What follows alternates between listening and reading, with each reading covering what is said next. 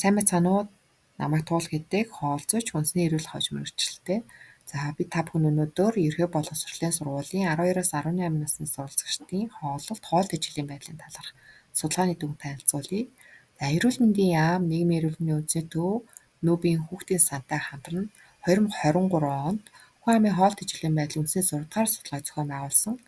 Энэхүү судалгаанд 12-аас 18 насны суралцагчдын хоолт ижлийн байдлыг бас судалсан байдаг. Энэхүү судалгааны дүнгээр 12-аас 18 насны суралцагчдын илүүдэлжингийн тархалтын байдлыг судлахад нийт суралцагчдын 29.3% нь илүүдэлжин тархалттай буюу 3 сурагч тутмын нэг нь илүүдэлжин тархалттай байна гэсэн дүн гарч байна. Үүнийг 2019 онд хийгдсэн өсвөр үеийн эрүүл мэндийн эрсдэлт хүчин зүйлс өршлөн сэргийлэх асуудал судалгааны дүнтэй харьцуулахад өссөн дүнтэй харагдаж байгааг та бүхэн харж байна. Хүүхдүүдийн өглөөний цай уух дадлыг судлахад нийт суралцагчдын 62.8% нь өглөөний цай заримдаа уудаг, эсвэл огт уудаггүй гэсэн хариултыг өгсөн байна. Үүнийг тодруулахад 7.9% нь огт уудаггүй, 54.9% нь заримдаа уудаг гэсэн хариултыг өгчээ.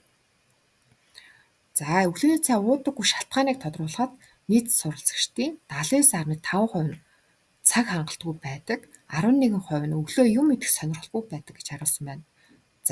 Үүнээс дүгнэхэд хүүхдүүд цагийн менежмент хийх, тэгээд хувийн зохион байгуулалтаа сайжруулах юм бол өглөө цай уух боломжтой гэдэг нь харагдаж байна.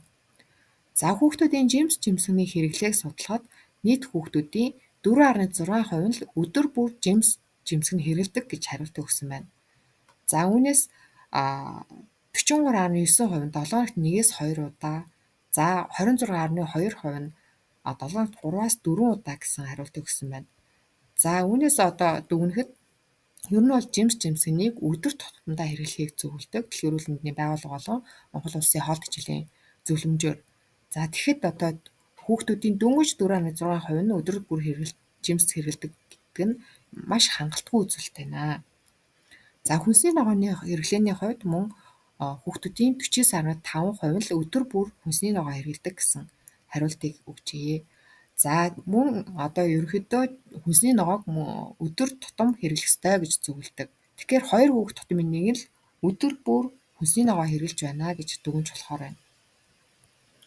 Сүү цагаан эдэний хэрэглээний хувьд мөн адилхан өдөр бүр сүү цагаан эдээ хэрэглэдэг гэдэг хариултыг нийт суралцагчдын 17.9% нь хариулсан байна. Үүнээс дүгнэхэд хүүхдүүдийн сүү цагаан эдэний хэрэглээ бас хангалтгүй байна гэж дүгнж болохоор байна. Сая сүү цагаан эдээ жимсгэн хүнсний ногооны хэрэглээг 2019 онд хийгдсэн өсвөр үеийн эрүүл мэндийн эрсдэлт хүчин зүйлс өршлөн сэргийлэх асуудал судалгааны дүнтэй харьцуулахад бүгд буурсан үзүүлэлттэй харагдаж байна. Аль альных нь хэрэглээ буурсан дүнтэй байгааг харж болохоор байна. Чихэрлэг ундааны хэрэглээ буюу эрүүл бус хүнсний хэрэглээг мөн судалсан байгаа. Энэ судалгаагаар нийт хүүхдүүдийн 83% нь 7 хоногт ямар нэг тодорхой хэмжээгээр чихэрлэг ундаа хэрэглэж байна гэсэн дүн гарсан байна. Үүнээс тодруулахад 7 хоногт 1-2 удаа хэрэглэж байгаа нь 40.6%, 7 хоногт 3-аас 4 удаа хэрэглэж байгаа нь 25.7%, 7 хоногт 5 ба түүнээс дээш удаа хэрэглэж байгаа нь 16.7% буюу хүүхдүүдийн чихэрлэг ундааны хэрэглээ маш их байгааг харж болохоор байна. Мөн их тосон шарж болгосон хоол хүнсний хэрэглээг судлахад нийт суралцагчдын 74.9% нь их тосон шарж болгосон хоол хүнсийг тодорхой хэмжээгээр хэрэглэж байна.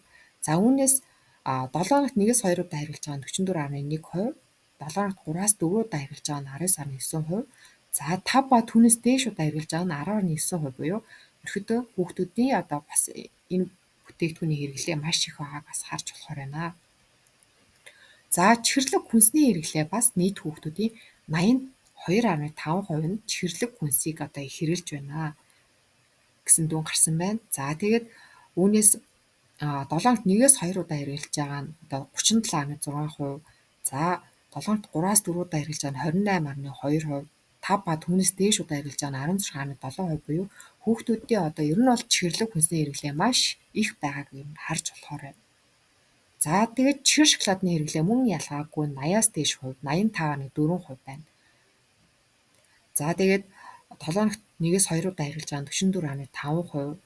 За тэгээд 7-г 5-аас дээш удаа хэрглэж байгаа нь 14.1% гэх мэтчлэн хүүхдүүдийн ингээд чихэрлэг хүнс, чихэрлэг амттан одоо чихэрлэг ундааны хэрэглээ бүгд маш өндөр байгааг харж болохоор байна.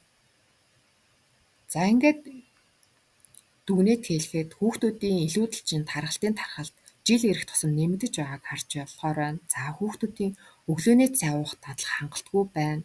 За мөн суралцагчдын эрүүл хүнсний хэрэглээ маш бага буюу зөвлөмж хэмжээнд хүрэхгүй байгааг харж болохоор байна. За хүүхдүүдийн эрүүл бус хүнсний хэрэглээ харьцангуй түгээмэл буюу өндөр байгааг харж болохоор байна. За иймээс одоо эцэг эхчүүд одоо хүүхдүүдийнхээ хооллолтод маш сайн анхаарч хаана юу идэж хэрглэж байгаатан дээр нь одоо анхааралтай байхад хэрэгтэй байна. За ингээд анхаарал хандуулсанд баярлалаа.